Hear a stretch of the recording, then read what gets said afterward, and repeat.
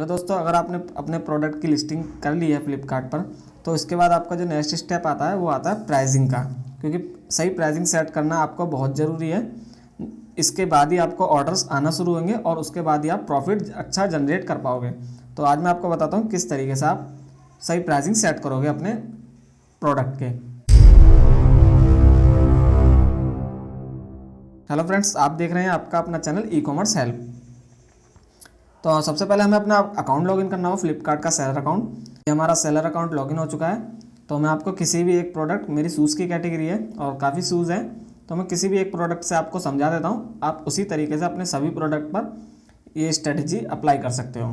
तो आप यहाँ देखेंगे, जब आप लिस्टिंग पर आएंगे तो आप देखेंगे लिस्टिंग प्राइस के नीचे आपको आपके लिस्टिंग के प्राइस शो होने लगते हैं। जैसे कि मैंने अपने प्रोडक्ट के यहाँ 400 रख रखे हैं और 400 के साइड में आप देखेंगे एडिट का आइकॉन मिलेगा आपको। आप एडिट के आइकॉन पर क्लिक करें तो आप यहाँ सिंपली चेंज कर सकते हो जो भी आप प्राइस रखना चाहते हो और सीधा अप्लाई पर क्लिक करोगे तो आपके प्राइस चेंज हो जाएंगे। लेकिन ये चेंजेस करने से पहले आपको कुछ बातों का ध्यान रखना होगा जो मैं आपको अब बताने वाला हूँ। तो आप यहाँ साइड में आएंगे राइट पे और यहाँ देखेंगे व्यू कैलकुलेटर। व्यू कैलकुलेटर पर क्लिक करें। उसके बाद जब आप नीचे स्क्रॉल डाउन करेंगे तो आपको यहाँ लिस्टिंग के प्राइस देख सकते हो आप 400 ये आपको शो हो रहे हैं, जो कि हमें पहले शो हो रहे थे। और यहाँ पर ये दो ऑप्शन है, इन दोनों का आप नो कर दें। यहाँ पर मैं आपको किसी एक से समझा देता हूँ, लोकल से, जोनल से या नेशनल से। आप उसी से देख लीजिएगा खुद ही, क्योंकि तीनों से समझाऊंगा तो आपको वीडियो थोड़ा लंबा हो सकता है, लेकिन प्रोसेस सबका सेम ही रहेगा और आपको आसानी से समझ आ जाएगा। तो यहाँ लिस्टिंग प्राइस के साइड में देखेंगे 400 मैंने अपने प्रोडक्ट के प्राइस रखे हैं और जो मैं कस्टमर से चार्ज कर रहा हूँ शिपिंग चार्ज, वो मैंने लोकल के लिए 290 रखा है।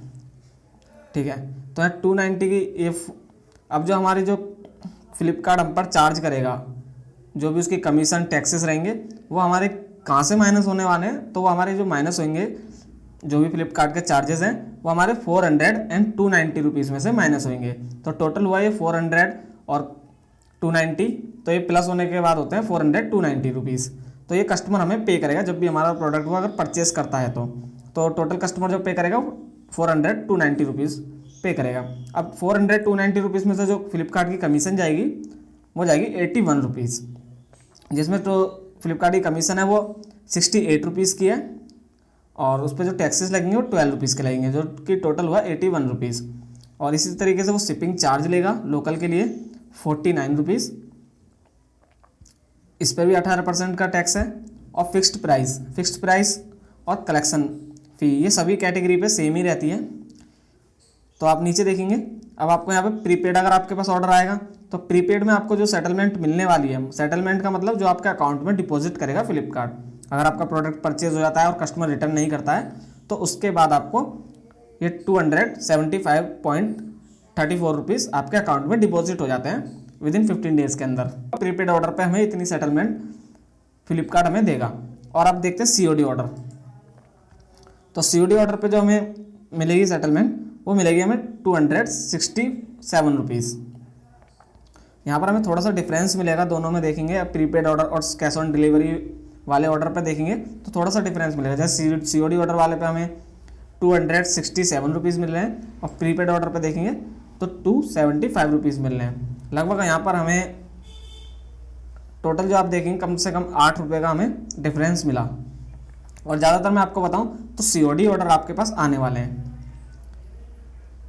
तो आप इसी तरीके से यहाँ पर अपने प्राइसिंग सेट कर सकते हो अपने प्रोडक्ट के, जिससे कि आपको प्रॉफिट भी हो और आपके प्रोडक्ट की कॉस्ट भी निकल जाए। अब मैं आपको बताता हूँ कैसे आप प्राइस अपने सेट करेंगे। तो यहाँ देखिए, जैसे कि मेरे को यहाँ COD पे 267 रुपीज़ मिल रहे हैं, तो अगर मेरे इसी 267 रुपीज़ में सारी कॉस्ट निकलती हैं, जैसे कि प्रोडक्ट की कॉस्ट और उसके पैकिंग की कॉस्ट और प्लस मेरे को प्रॉफिट भी चाहिए, लगभग आप 50 रुपीज़ का प्रॉफिट लेके चलें। प्रोडक्ट की कॉस्ट हटाने के बाद कम से कम आपको 50 रुपये का प्रॉफिट होना चाहिए।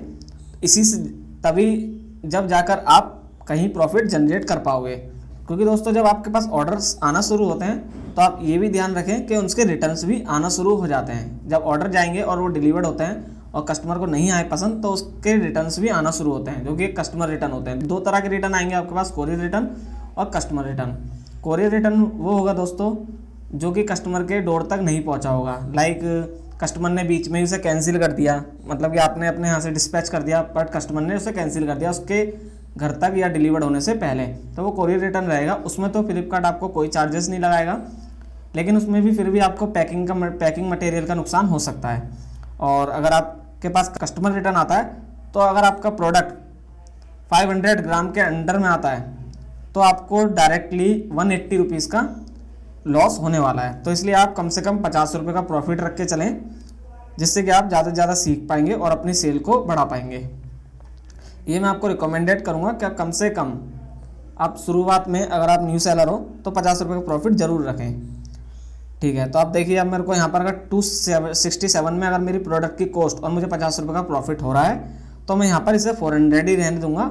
और अगर मुझे नहीं होता, इसमें कॉस्ट और प्रॉफिट नहीं मिलता, तो मैं यहाँ पर, ये ऊपर आएंगे आप, तो यहाँ पर 400 जो है 400, इसको आप चेंजेस करेंगे। जैसे मैं 450 कर देता हूँ, तो आप देखेंगे यहाँ पर आपका, यहाँ पर जो ये कैलकुलेशन आ रही थी, इनमें चेंजेस हो जाएंगे, पहले के मुताबिक यहाँ पर चेंजेस हो जाते हैं। अब यहाँ पर आप देखेंगे, पहले जो हमें सेटलमेंट मिल रही थी वो 267 रुपीज़ की मिल रही थी, और अब जो हमें मिल रही है वो 308 रुपीज़ की सेटलमेंट मिल रही है। जैसे कि अगर आप एग्जांपल के लिए समझे, मेरे प्रोडक्ट की कॉस्ट, जिस प्रोडक्ट पर मैं आपको ये समझा रहा हूँ, अगर उसकी कॉस्ट मेरी 250 है, तो मेरे को यहाँ पर डायरेक्टली 58 रुपीज़ का प्रॉफिट हो रहा है। इसी तरीके से आप अपने सभी जो भी आपने प्रोडक्ट लिस्ट कर रखे हैं, आप उनको 1 बाय 1 चेक करें और उनके प्राइस सेट करें, क्योंकि लिस्टिंग करते समय ये हमें पता नहीं लगता कि हमें कितनी सेटलमेंट मिलने वाली है। तो आप लिस्टिंग करते समय कोई भी प्राइस रख दीजिए, उससे कोई फ़र्क नहीं पड़ता। लेकिन लिस्टिंग पास होने के बाद, जब आपकी लिस्टिंग लाइव हो जाती है, उसके बाद आपको ये प्राइस सेट करना बहुत ज़रूरी है। और अगर आप लिस्टिंग करना चाहते हो एक अच्छी लिस्टिंग, जिससे कि आपका अच्छा उसके अंदर डिस्क्रिप्शन आप डिटेल्स दे पाओ अपने प्रोडक्ट की, तो आप डिस्क्रिप्शन में लिंक दिया गया है लिस्टिंग का, आप वहाँ से देख सकते हो। और ये जो हमारी वीडियो है, ये हमारी 3rd वीडियो है, क्योंकि ये एक फ्लिपकार्ट का सेलर अकाउंट का कोर्स है। अब यहाँ पर आप अपनी, जब आपको यहाँ पर कंफर्म हो जाए कि आपकी सही सेटलमेंट मिल रही है आपको, फिर उसके बाद रहता है आपका प्राइसिंग एडिट करने का ऑप्शन। तो आप प्राइसिंग एडिट कैसे करोगे, जैसे कि मैंने आपको पहले ही बताया था, आप यहाँ एडिट के आइकॉन पर क्लिक करोगे और डायरेक्ट यहाँ से प्राइस ईजिली चेंज कर सकते हो।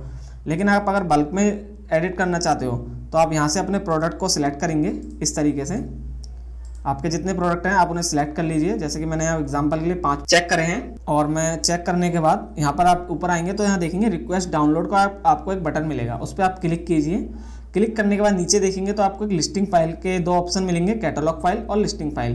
तो आप यहाँ पर लिस्टिंग फाइल पर क्लिक करें, तो आप यहाँ देखेंगे आपकी जो फाइल है वो जनरेट होने लग जाएगी। और देखिए यहाँ पर ये डाउनलोड रेडी है, तो आप यहाँ से इस फाइल को डाउनलोड कर लेंगे। देखिए आप यहाँ देखते हैं नाउ, मतलब अभी की ये अभी वाली फाइल है जो मैंने रिक्वेस्ट डाली थी डाउनलोड के लिए। तो डाउनलोड हो चुकी है, यहाँ से मैं डाउनलोड करूँगा इसे। डाउनलोड करने के बाद इसे ओपन करेंगे, ये एक्सेल फाइल रहेगी। और देखिए यहाँ पर जो मैंने 5 प्रोडक्ट सिलेक्ट किए थे वो मेरे को इस फाइल में मिल चुके हैं, उनकी SKU ID मेरे को मिल गई है। आप SKU ID से ही आइडिया लगा सकते हो आपने किस किस प्रोडक्ट को सिलेक्ट किया था। अब आप यहाँ थोड़ा सा इसके राइट में आएंगे तो आप यहाँ देखेंगे MRP, आप इसमें चेंजेस कर सकते हो। और ये है आपका यूअर सेलिंग प्राइस। अब यूअर सेलिंग प्राइस को चेंज करें, जो आपने प्राइसिंग सेटलमेंट चेक करने के बाद प्राइसिंग अपने सोचे हैं, आप उसको यहाँ सेट कर सकते हो। मैंने 450 सेट करे थे अभी आपके लिए, आपको समझाने के लिए। तो यहाँ पर मैं 450 करूँगा और सबों के 450 कर देता हूँ, जो भी मैंने प्रोडक्ट यहाँ सिलेक्ट किए थे। ये देखिए यहाँ पर ये 450 हो गया। उसके बाद इसे Ctrl+S से सेव करेंगे इस फाइल को, और वापसी अपने सेलर अकाउंट पे आएंगे और रिक्वेस्ट डाउनलोड के साइड में, यहाँ से आपने फाइल के लिए रिक्वेस्ट डाली थी, उसके साइड में देखेंगे तो आपको अपलोड का ऑप्शन मिलेगा। आप इस अपलोड के ऑप्शन पर क्लिक करें और यहाँ पर भी आपको लिस्टिंग फाइल को ही सिलेक्ट करना होगा। लिस्टिंग फाइल सिलेक्ट करने के बाद फिर जो आपकी वो फाइल सेव हुई है जिसमें आपने एडिट करा है प्राइस, उस फाइल को यहाँ पर सिलेक्ट करें। तो आप यहाँ देखेंगे यहाँ पर आपकी फ़ाइल अपलोड होनी शुरू हो जाएगी। जैसे ही अपलोड हो जाएगी उसके बाद आपके प्राइस यहाँ पर 5 to 10 मिनट्स के अंदर अपडेट हो जाएंगे। ओके फ्रेंड्स, तो मैं आशा करता हूँ आप ये समझ पाए होंगे कि प्राइसिंग स्ट्रेटजी कैसे आपको अपनानी है।